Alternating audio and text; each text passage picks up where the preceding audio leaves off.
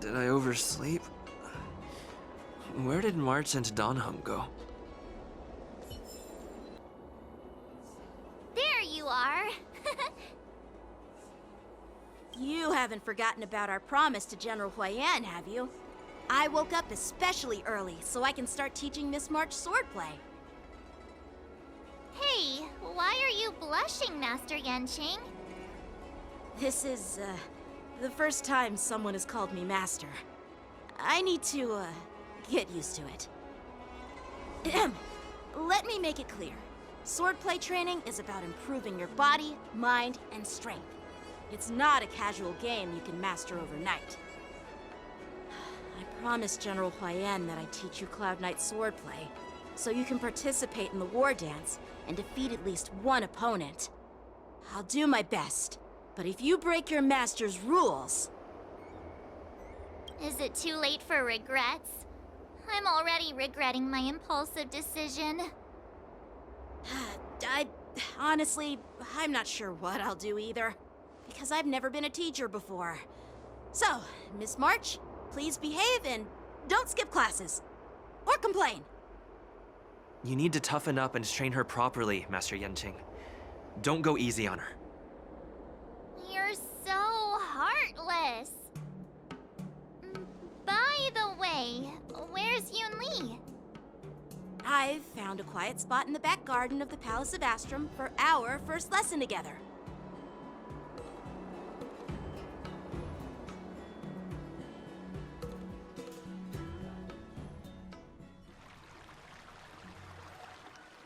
Seriously? It's the first day, and you two are already late? Why is everyone on the Luofu so laid back? So disappointing. Master Yunli, you're already here. Sorry for keeping you waiting. Oh, wait! Were you trying to teach her in secret? That's sneaky! I'm just showing you what Luofu etiquette is all about. She might be my apprentice, but it's customary for the master to personally escort their apprentice to the place of learning. As the host, I'll be teaching Miss March the essence of Luofu's swordplay, after which she'll emerge victorious in the Wardance ring. You won't be complaining about Luofu's swordplay then. Stand aside, rookie. Let me show you how we Zhu-Ming sword masters treat their apprentices. Quickly, over here, Miss March. This is a reverse mentorship gift from me to you. I hope you put it to good use. What's this? Xianzhou clothing? It's so beautiful! Sword practice requires precise movements.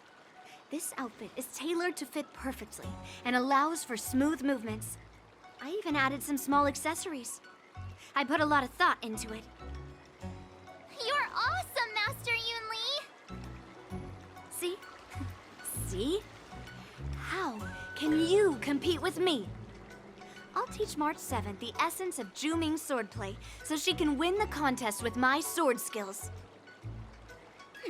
Actually, I've prepared something too. Huh? You have a gift for me too, Master Yanqing? Since you want to learn swordplay, Miss March, you'll need suitable weapons. So, I went out of my way to prepare a pair of swords overnight. Unfortunately, I didn't have time to ask the craftsman to customize the swords for you. But I did my best to choose ones that look nice and are suitable for a beginner. I hope you like them, Miss March. Thank you, Master Yanqing! Bet you didn't see that one coming, did you, Yunli? The real competition is just getting started. I'm so lucky to have two great masters. But why does it feel like things are getting a bit weird?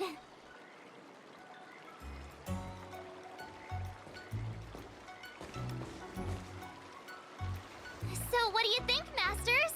Does this outfit suit me? Perfect. I chose it carefully. perfect for beautiful young swordswomen like you and me. Ahem. All right, let's get started with the training. The person next to me is a Cloud Knight instructor I've brought in. For your first lesson, try exchanging a couple of moves with him. Wait. We're having actual combat training for the first lesson? Isn't that a bit too intense? Well, I heard you have some experience with archery and martial arts. The first thing we're going to do is see just how strong your fundamentals are. Come on, step forward and strike with the sword in the most natural way you can think of. It's important for us to grasp your natural movements so we can decide where to start and what you need to learn. If you're ready, let's begin. Okay.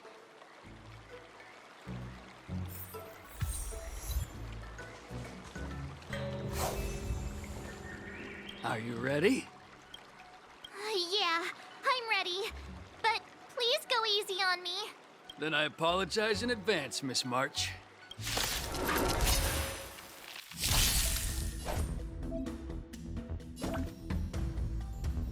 Please have some tea. Pay close attention, Miss March. Lawfu's swordplay is all about being swift and agile in your movements. Not very sportsmanlike. Ignore him.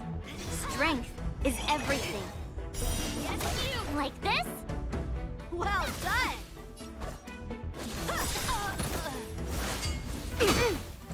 Right on time. Time for swordplay! Practice is over. Swords descend! Melt! Severing mountains! Yeah! I'm starting to get the hang of it. Oh, I get it! With a true heart and focused mind, here I come! Yes, you! Time to show you Azure Dragon, White Tiger, less cards, watch this! What are you mumbling about? Isn't this, sword technique? Shouldn't I be saying something cool?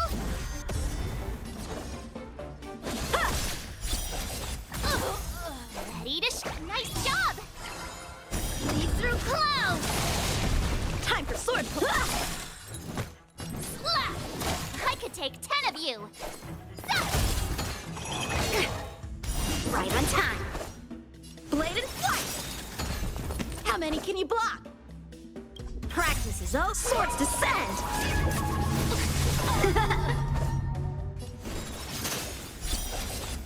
Awesome! Alright, check out this move! Yes, you! Mountains fall! Blade and flight! I could take 10. Here you go, Master! Right on time. Time to show you what I can read. Azure Dragon, White Tiger, less cards, watch this!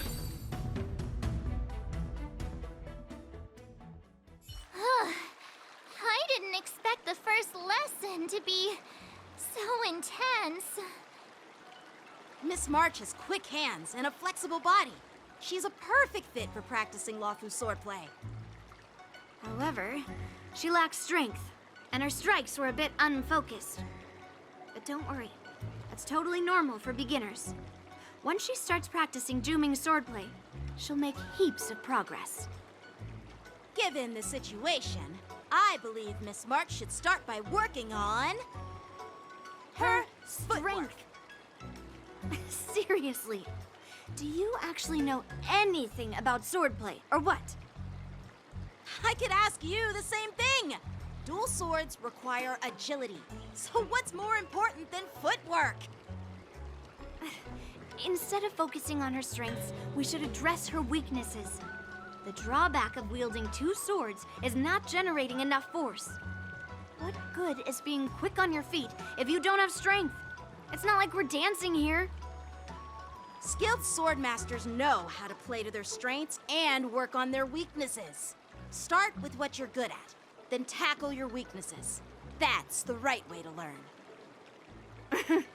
You're quite the theorist, huh? Theorist? You claim to be able to talk to swords. So what does that make you? A lunatic? Hey, it's only my first lesson, and you're already arguing. Come on, calm down, Masters. I'll have to improve both my footwork and strength anyway, so it doesn't matter which one comes first. But it does matter! Just listen to me, March 7th! Aww.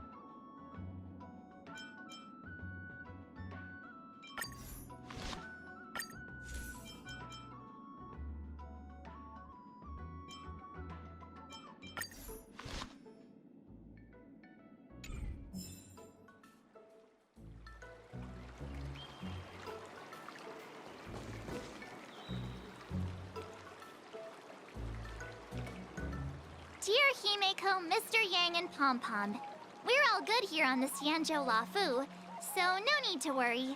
By the way, how's your trip going? As for me, I've somehow become the apprentice to 2 Cloud Knight sword masters, and I've been honing my sword skills with their guidance. One of them is Yanqing, the boy we've all met before.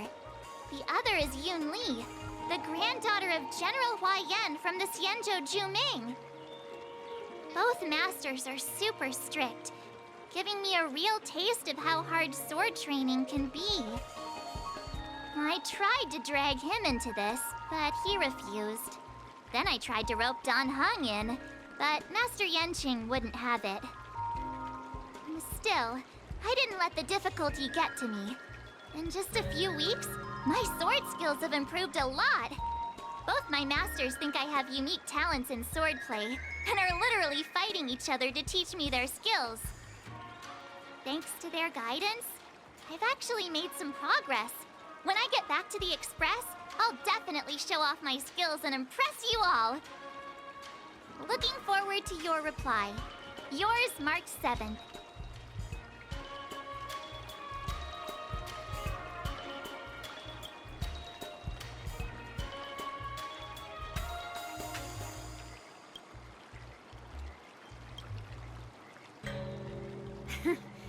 Well done. Let's call it a day.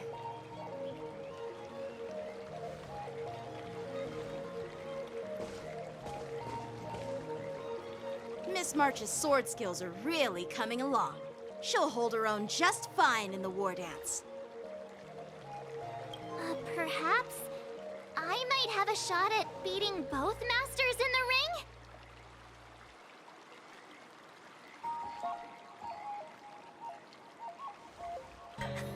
Get real. You've only been practicing for a short while. How could that possibly happen?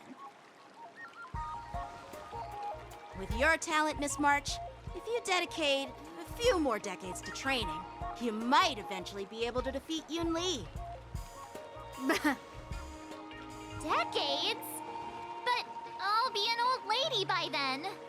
No, no. Can you believe it? March 7th has actually become a pretty decent swordmaster in such a short time. Now I understand why Grandpa always had a grin on his face while training me. Are you sure he wasn't laughing at you? Oh, shut up! It's all thanks to your amazing guidance, Masters. Miss March, you're really getting the hang of wielding dual swords. If you're keen on advancing, trying out different Xianzhou blades can improve your touch. Oh, let me see. Which sword is the most powerful? Single sword? Great sword? Or maybe a flying sword? There's no such thing as the most powerful sword. It's all about the skill of the swordmaster. Yenqing wields several flying swords, while I only wield one. But remember how I kicked his butt at the Alchemy Commission? First, you didn't kick my butt. Second, you'll never kick my butt. Third, how about we settle this right now and see who kicks whose butt? Yeah, I'm up for that. And if I kick your butt, you'll drop out of the war dance. Deal? Why are you two arguing again? I thought things had been improving between you lately. There was talk that the leading disciples of the Law Fu and Juming generals were supposed to face off in the war dance, but for some reason, they suddenly teamed up to train an apprentice of their own. Turns out, the rumors are true.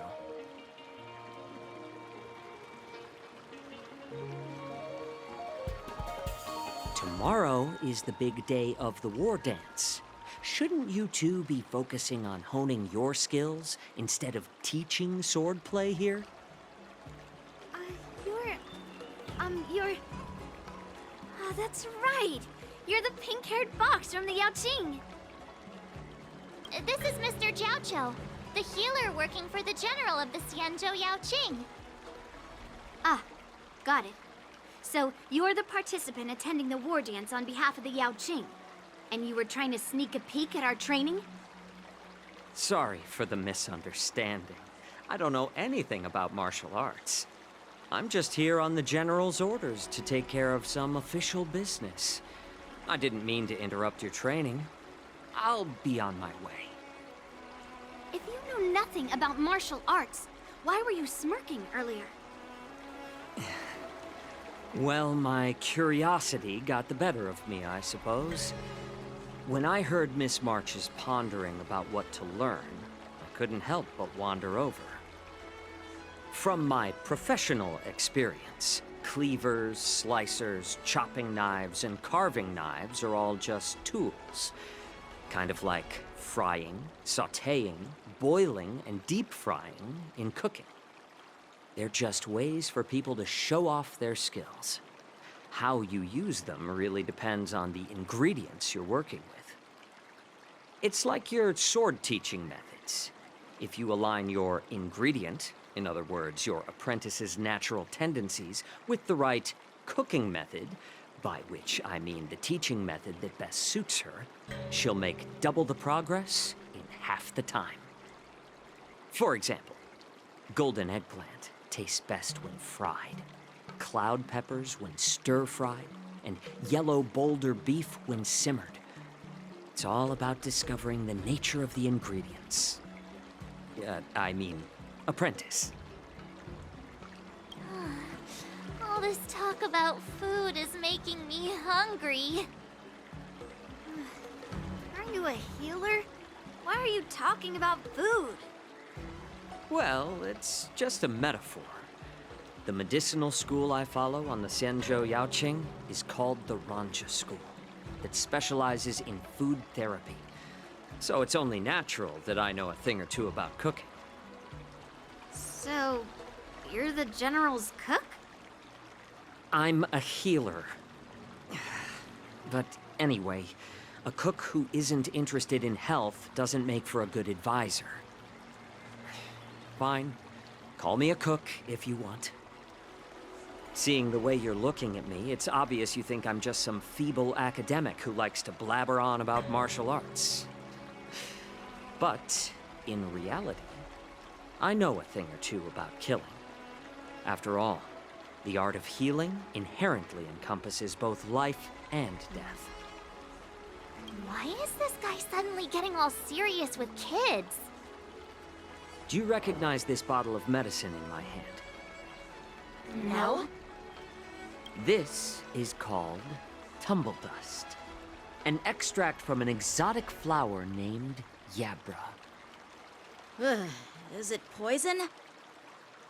Well, it depends on how it's used. With just one drop, it's able to numb a patient's body during surgery making them painless throughout the entire process. However, increase the dose or the potency, and it'll slow the metabolism, making the blood thin and resulting in the loss of all senses. Even long-life species cannot escape its effects. This thing can save lives or take them. It's more powerful than the swords in your hands. That may be so, but still, I prefer settling things with a sword than, you know. Huh. Looks like I did get you all wrong. You're not a feeble scholar, but a sinister and despicable one. Hey, why the insults all of a sudden? I'm just sharing some medical knowledge here, not persuading you to poison anyone. Seems like you get real excited when talking about poison. I can't tell if that's an honorable thing or sinister. Picture this. 2 individuals. The one standing is full of malice. The other lying down is honorable and righteous. How can the one who's lying down label the one standing as sinister? In the throes of combat, where life and death hinge on a singular moment, every idea fades into nothingness. The only thing that matters is staying alive. Surviving the battlefield reshapes all notions of worth, be it integrity or treachery. In my eyes, their significance is negligible. Perhaps you've underestimated Yunli and me, Mr. Jiaoqiu. We may be young, but we've seen our fair share of war.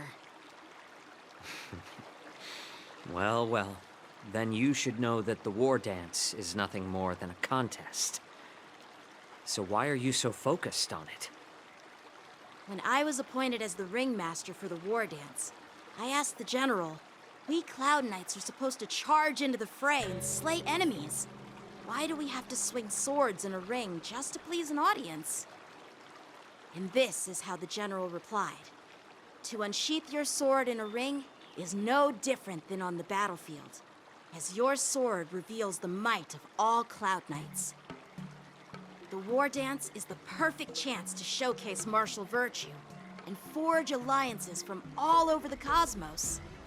When we unsheath the sword without drawing blood, we not only display our might, but also the martial virtue of the Cloud Knights. That's quite an insightful statement, Yanqing. Well, my apologies for being so short-sighted. I've been on the Luofu for quite some time, but I haven't had the chance to see the ceremony venue for myself yet. Hearing you speak so highly of it has piqued my curiosity. Would you mind showing me around? You want to see the Sky Splitter ship where the Wardance will be held? Let's go! I bet Yunli and Miss March haven't seen it either, right? Well then, I'll give you all a tour. Let's go. I'll give you a tour of the Sky Splitter.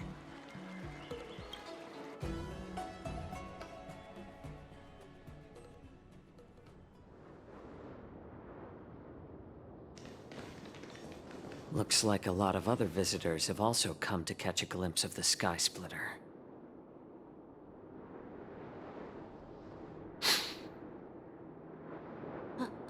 What's up, Mr. Jiaoqiu? No, it's nothing.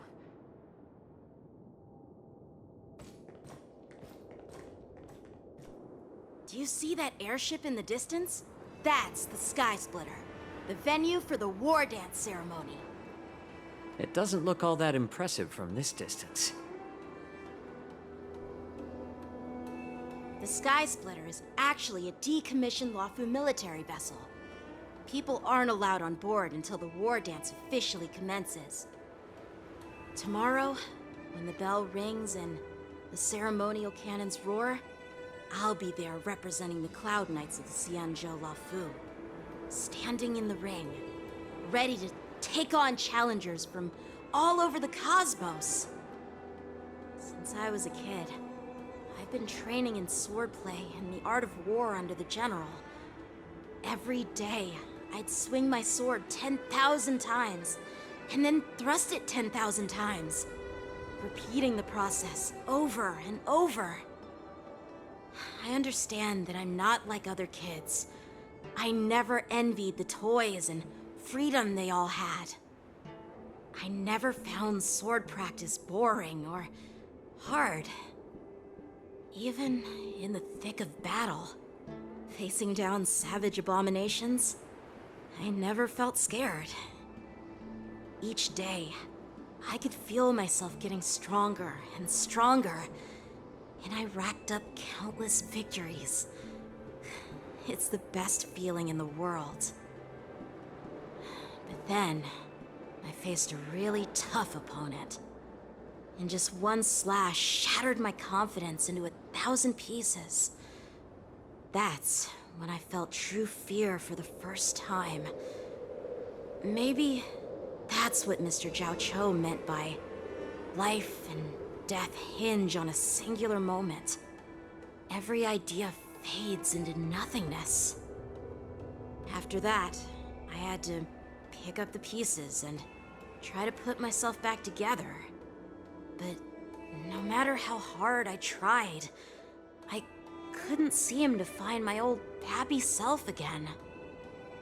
I often ask myself, why do I wield my sword? If defeat is inevitable, why do I continue to fight? Is it to reclaim the joy of victory? To meet the General's expectations? Or to secure my honor among the Cloud Knights? While the General could teach me the art of swordplay, he couldn't teach me why I should keep on going. He said the reason must come from within myself. I've been struggling to find that reason. But after talking with you, Mr. Zhao Cho, I think I already have that reason in mind. As a member of the Cloud Knights and the General's apprentice, I've had a weight on my shoulders. And I know there's still more to shoulder.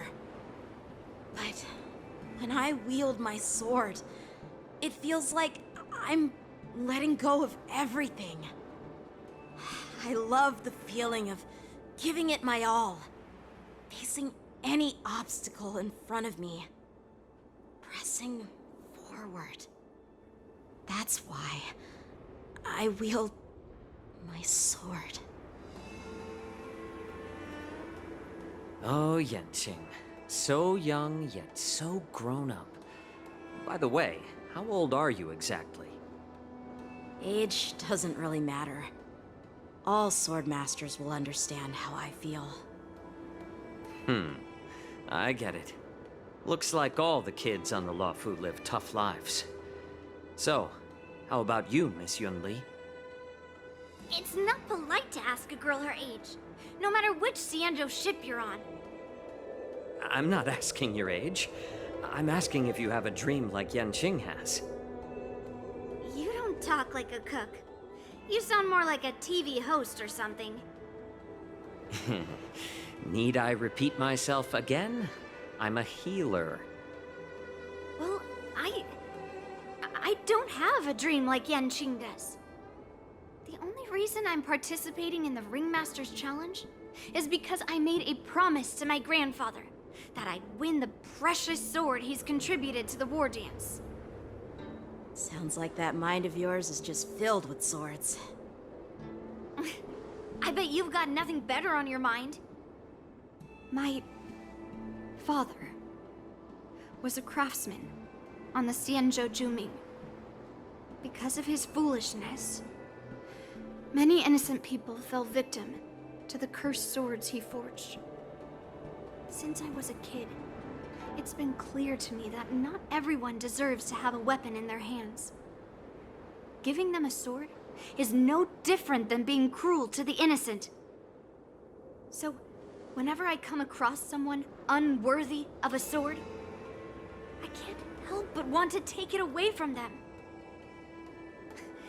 Given that Yenqing is the Wardance Ringmaster, I'm stepping up to challenge him. To ensure the precious sword doesn't fall into the hands of an unworthy master. Hey, what do you mean by an unworthy master? I see. It's not easy for kids on the Juming either. Well, it's better to have a reason for wielding a sword than to be lost and confused. I've saved countless Cloud Knights in my life, and there are plenty of exceptional warriors, just like the two of you. What happened, Mr. Zhao Cho? Oh, nothing. I was just reminded of some old friends and old tales. Judging from my professional perspective as a healer, both of you possess remarkable vitality. Your energies flow like raging fires and mighty gales. The upcoming fight will definitely be impressive. Well, we've seen the Sky Splitter and toured the Stargazer Navalia. I guess it's time to say goodbye for now. What? You're leaving already? But you haven't asked me about my dreams. I've been working hard too, you know. It's getting late, Miss March. Unlike you lot, I'm a grown-up bound by responsibilities and duties. The tasks entrusted to me by the General won't complete themselves. By the way, Yanqing, is it normal to have so many people wandering around in an automated area like the Stargazer Navalia? Actually, this is a restricted area. But since you're all guests, I made an exception, so you could take a look around. I understand. Well, I'll take my leave. I wish you both the best of luck in the ring tomorrow.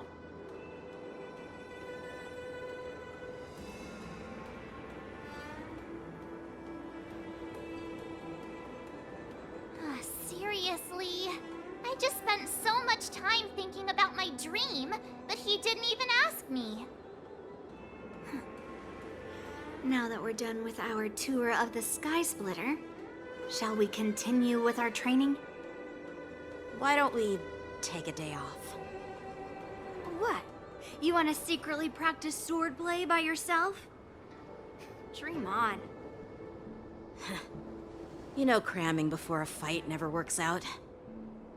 For some reason, seeing the Sky Splitter has boosted my confidence. So, I've decided to conserve my strength for tomorrow. All right, I'll take you out of the Stargazer Navalia.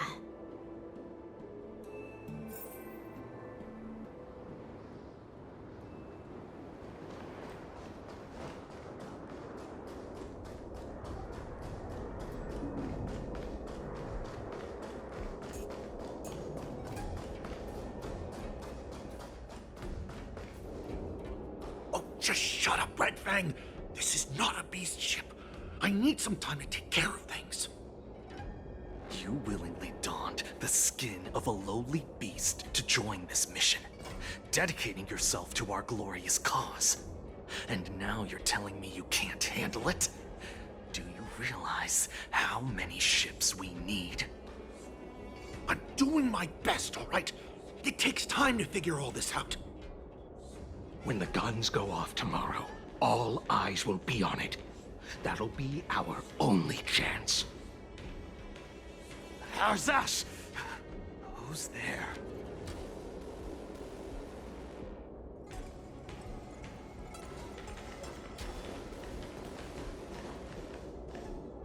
Who are you guys?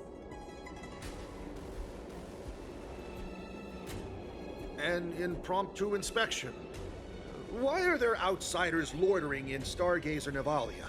And a bunch of kids at that. Hey, kids, didn't your parents ever tell you to stay away from the Stargazer Navalia? I know it's an automated facility, but it doesn't mean you can just break in and do what you want.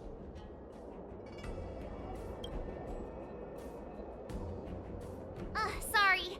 I'll take the little ones away right now. Big sis, let's go. I want to play in Ever Hunt Plains.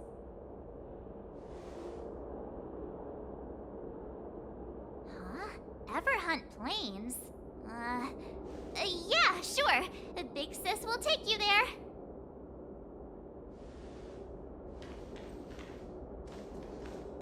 Shuha! You should have let me. Shh, the overhaul is done, and everything looks good. We should leave.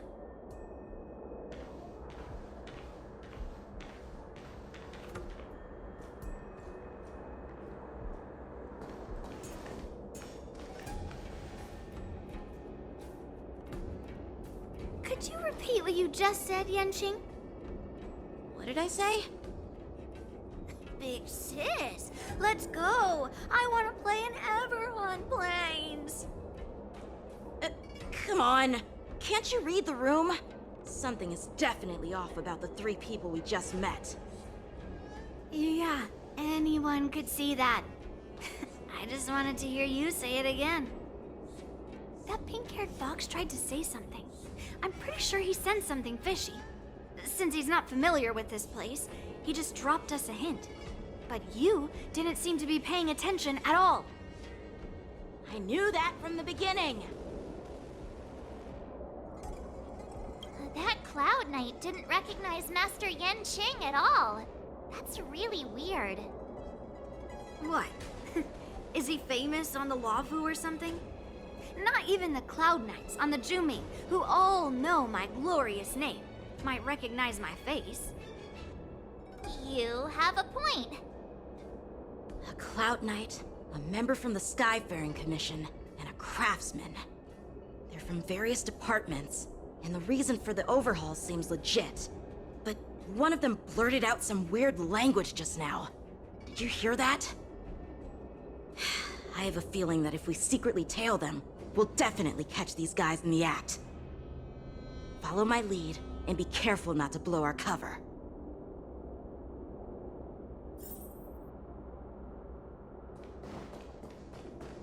Never mind who they are. Don't get too close, Miss March.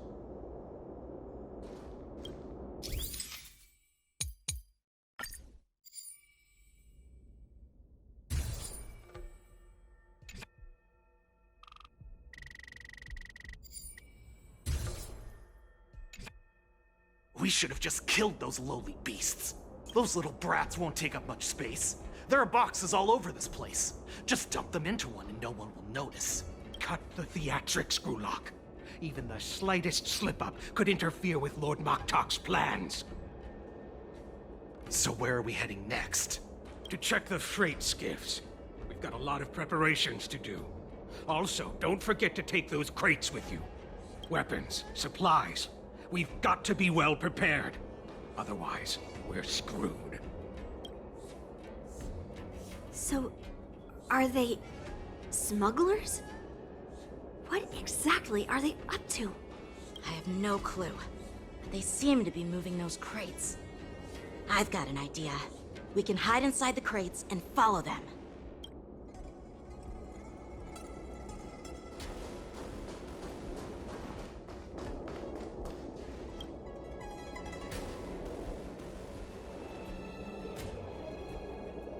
Ugh, it's so cramped in here.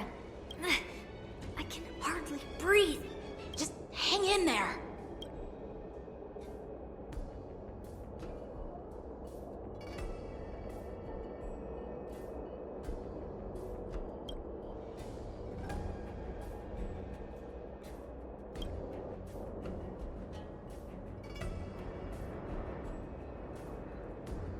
Let's just put the cargo here for now, all right?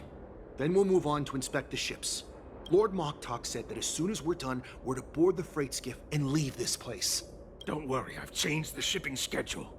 You two, come with me. Is it just me? I keep smelling that stench of lowly beasts everywhere we go. Don't be so paranoid. Looks like they're planning to escape on the skiffs in Stargazer Navalia. They keep talking about their plans, but where do they come from? And what do they want to do on the Xianzhou? They're definitely up to something bad. Wait, they disappeared. Let's catch up to them.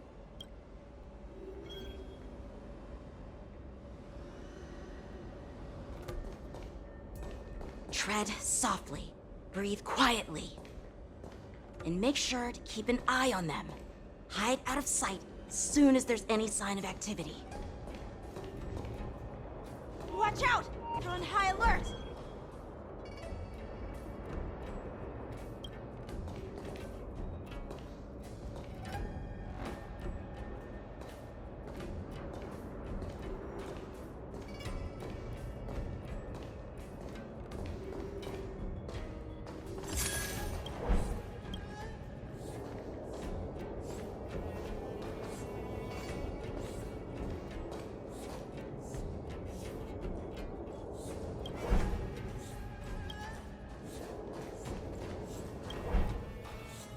Don't be so paranoid.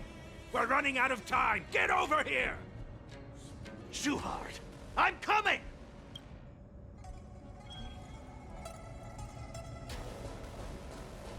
They're leaving. We should catch up to them. Quickly!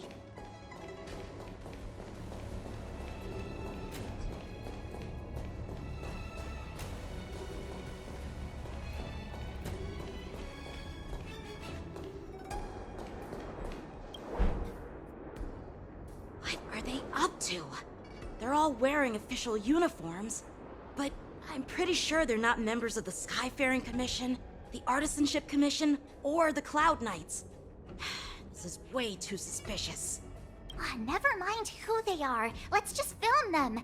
That way, if they do anything bad, we'll have solid evidence against them.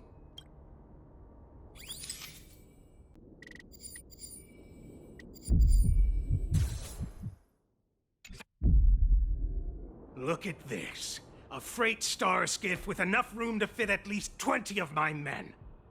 I'll let the others know and have them prepare more star skiffs. Once we're past the checkpoint, there will be beast ships waiting for us. Lord Moktok is ready. The revival of our ancient bloodline all hinges on this operation. What did he just say? Beast ships?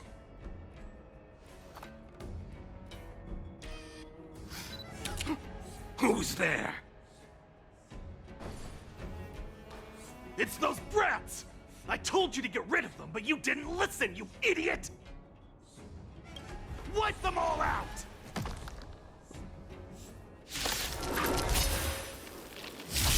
Orson? Adusa! Die, you lowly beasts! Not very sportsmanlike. Let the show begin! My friends? Indulge yourselves!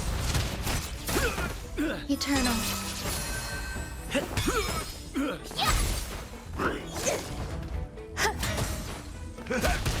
Dreams do come true.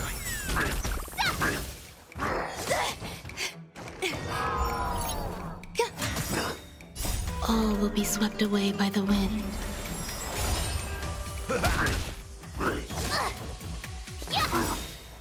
Azure Dragon, White Tiger, less cards. Watch this! Let's improvise.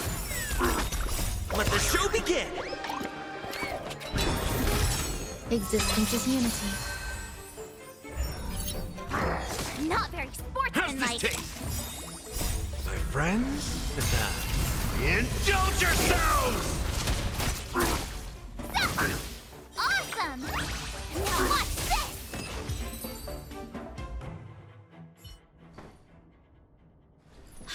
How is this possible? How did these Foxians change their appearances like that? They're not Foxians at all. They revealed their true form. They're Borison, just like the bandits I defeated on the IPC ship. Wait, that means... Well, how did the Borison manage to infiltrate the Cienjo? It's not just a simple disguise of wearing our clothing and shaving their whiskers. They're somehow able to alter their appearance to be indistinguishable from Foxians. They even have official IDs for the Skyfaring Commission, the Artisanship Commission, and even the Cloud Knights? Let me check this fake Cloud Knight's tag. Maybe it'll give us some clues. Lujun, an officer of the Patrol Defense Squad? Wait! What's the matter? I encountered a patrol officer named Lujun before. It was a few weeks ago, when we were transporting the Borison prisoners. If they can forge official identities and move around the Xianzhou without raising suspicion... Oh no, this is bad. Even worse. If you find one cockroach on the Express, it usually means... There are more Borison hiding on the Xianzhou. I bet their plan is much bigger than just stealing information. We've got to report this to the Seat of Divine Foresight.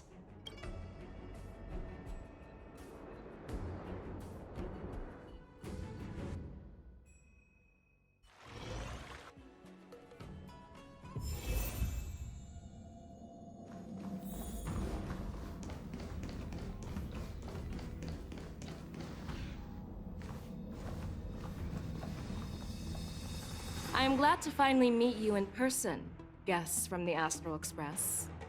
I'm Fei Xiao, the General of the Xianzhou Yaocheng. Let me introduce our guest to you. The one dressed in green. He's the reincarnation of Imbibitor Lune, and the person behind him is the newest member of the crew. I've heard a lot about you. Outside the reports from the Luofu, the Skyfaring Commission of the Yaoxing has also gathered plenty of information about both of you. I've been eager to meet you face to face for reasons that I'm sure General Jing Yuan has explained, right?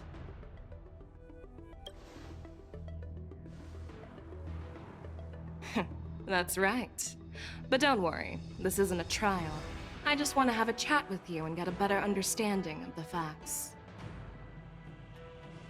According to General Jing Yuan's report, the Ruin Legion is to blame for the Ambrosial Arbor crisis, and all Arbiter Generals should pay attention to the Ruin Author's movements. Over the years, the Destruction's minions have wreaked havoc on countless worlds, and the Alliance has been keeping an eye on them. But no one expected them to join hands with the remnants of the Abundance. The damage caused by the Ambrosial Arbor crisis was far less severe than expected, which is good news for us. However, it was quite different from the Ruin Legion's usual style of destroying life wherever they go. While I trust the bravery of the Divine Foresight and the Nameless, I'm curious about some details missing from the report. I'd like to take this chance to have an exchange with both of you. Let me be clear, the questions I'll ask might not reflect my actual thoughts, so please don't take offense if any of my questions seem a bit harsh. Please go ahead, General. But keep in mind we can only answer based on what we know. And perhaps you already have the answers to your questions in your heart. You have a clever tongue. I like it. The Merlin's claw is quite articulate. Right now, her intentions are unknown, and Jing Yuan wants us to be honest. Maybe I'll just stick to the facts we know. Let's cut to the chase. Before the crisis struck, the Astral Express was guided here by a Stellaron hunter, a wanted felon, in an attempt to resolve the Stellaron crisis. However, everyone in the cosmos knows of the Stellaron hunter's reputation. So, why did you place so much trust in them? Could it be that some of you have a connection with them?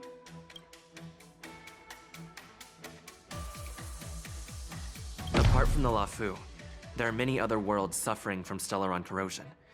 For example, Eurillo 6, the world that the Express stopped at before reaching the Luofu, was one of them.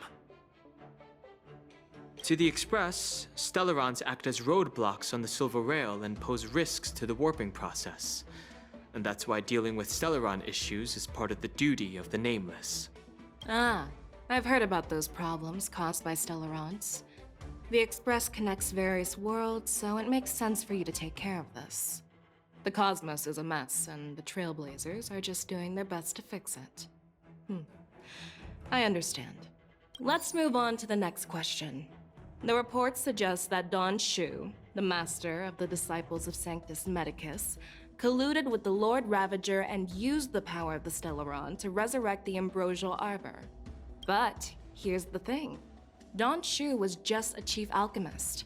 Even if she colluded with our enemies and summoned the Stellaron, how did she manage to bypass the Videodora guards around the Ambrosial Arbor?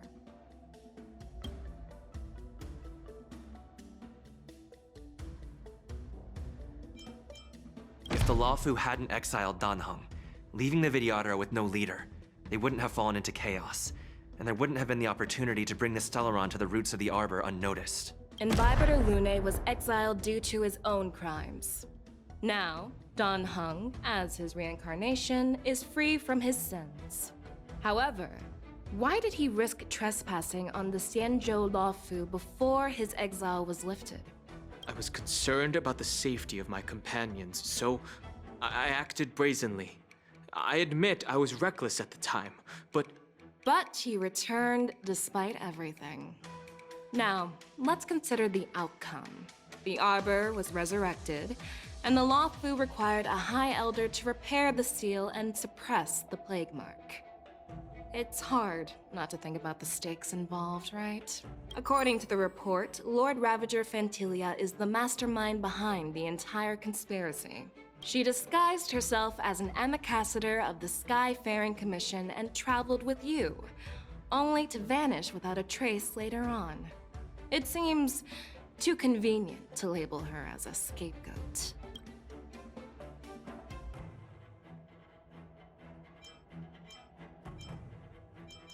We were working with Diviner Fu, and she also witnessed Fantilia's true form. You're not going to doubt one of your own people, are you?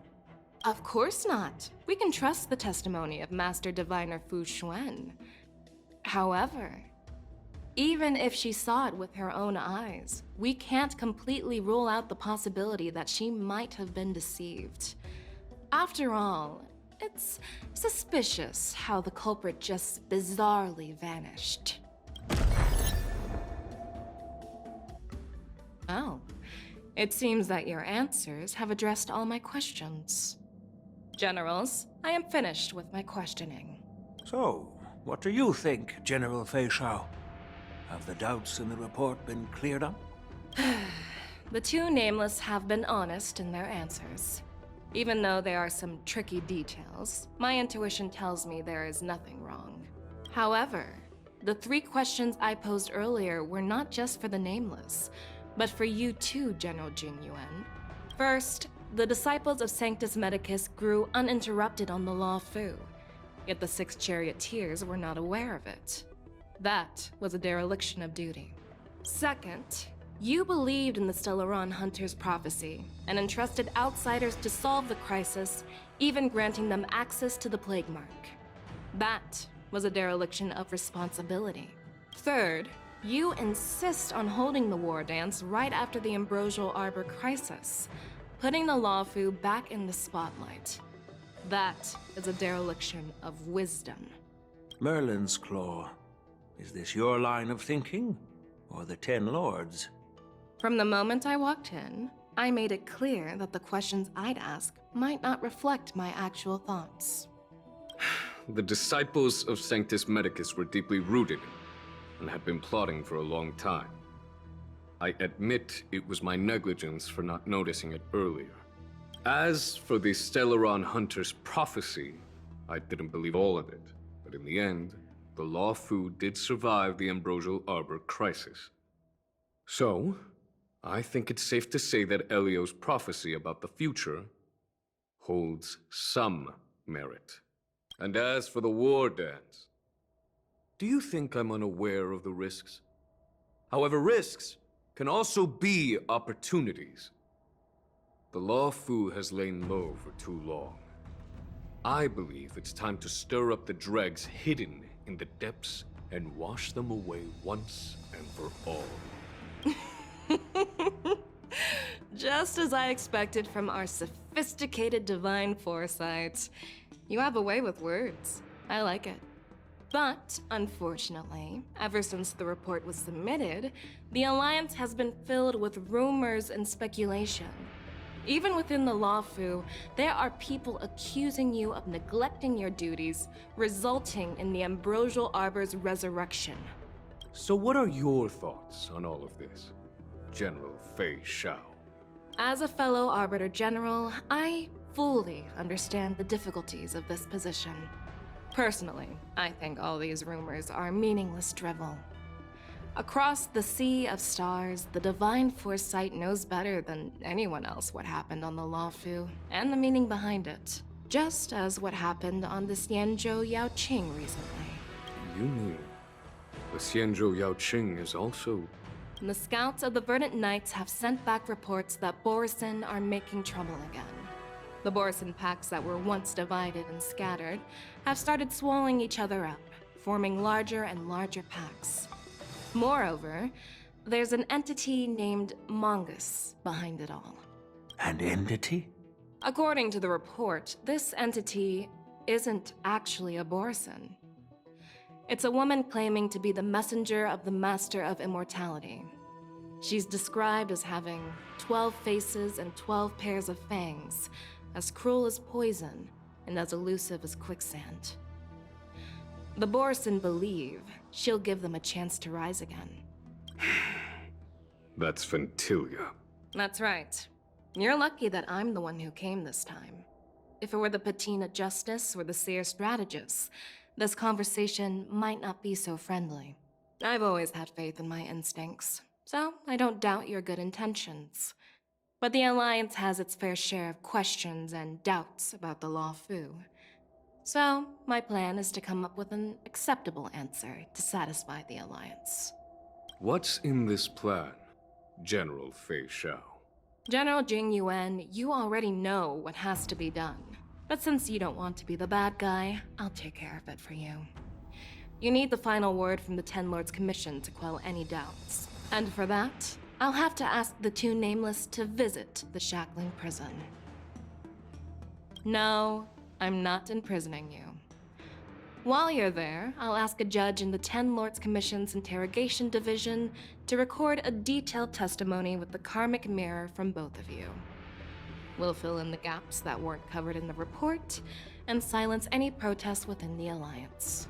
I'm okay with that. Your willingness to help is truly heartwarming, youngsters. Then, as the Merlin's Claw requests... Oh, there's one more thing.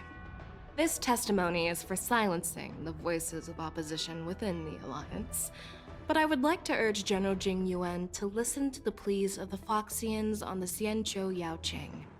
So, you are here for Hule. Exactly. Hule is locked up in the Lawfu's Shackling prison. Since he is the broodlord of the Borisin, I want to transfer him onto the Xianzhou Yaoqing and imprison him there. The recent movements of the Borisin suggest they're planning something big, so we must act preemptively. It makes sense to have the Foxians keep an eye on their arch-nemesis. Since you trust my judgment, I'll repay that trust. What do you think about all this, General Huayan? I was worried this would turn into a heated argument, but it seems like both of you are on the same page, solving each other's problems. I couldn't have asked for a better outcome. And as for Hule, I'll send my lieutenants Zhao Chou and Moza to check on his condition in prison and ready him for transport. If there are no more questions, shall we get this started?